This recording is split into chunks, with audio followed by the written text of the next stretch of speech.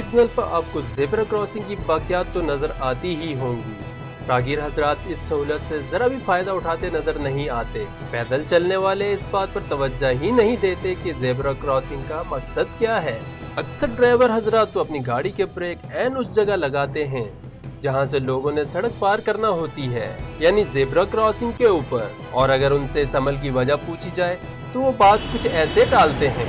आप उनसे पूछें, वो तो क्रॉस कर चुके हैं, हम तो खड़े में। अच्छा, आप खड़े में, लेकिन मतलब आपने तो गलत किया ना सब। हाँ, तो आप उनको देखते हुए हमने भी कर लिया। आवाम तो आवाम, ट्रैफिक एहलकार भी अपनी परेशानी का रोना रोते दिखाई दिए।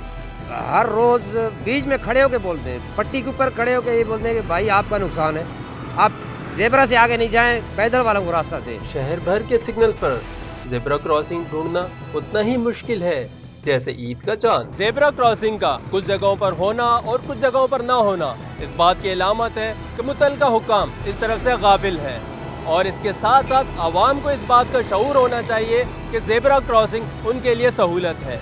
Haider Ali, Dawn news, Karachi.